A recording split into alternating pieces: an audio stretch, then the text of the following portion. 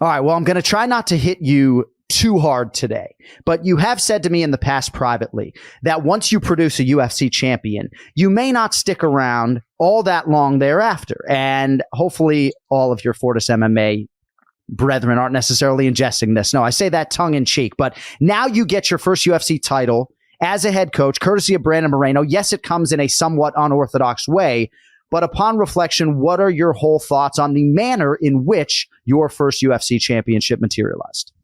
Well, I was talking to Ryan Spann about this yesterday, and the reality is that the Brandon fight had a lot of different components, but in some ways, that's like, this is my 80th UFC win. And I said that on Ariel, and I've been in that corner a lot of times, and I appreciate, your kind words, and you've always supported me and ever since day one. And I've got to acknowledge that you're the man, but there was a lot of pressure for this fight because when are you going to go in a title fight where you have a fourth fight where they're 1-1-1 and every razor close, every fight.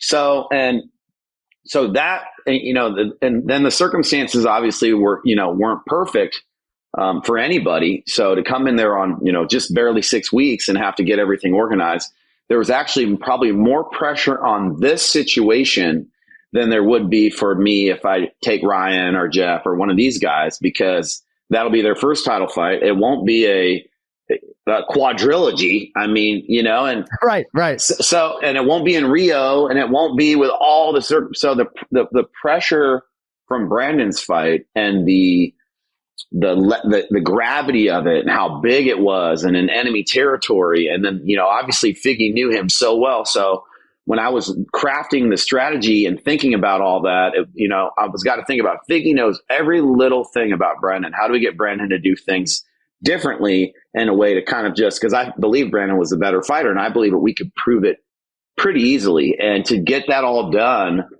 was huge, and to get it all done fairly cleanly, to be honest, those guys are lucky, man, because now I have that experience, and, and for our strategy to work and for Brandon to listen and make the adjustments he did. He's a great student. And for us to dominate the fourth fight so big, it was great. And look, championships are good for everybody because they raise the stakes for everybody. They make everybody better, and winning makes everybody better, and it solves everything. So it doesn't really matter who it is or how it is or what it is. Yeah. It's the situation. And that title fight will probably be one of the hardest title fights that you could coach because of all the factors.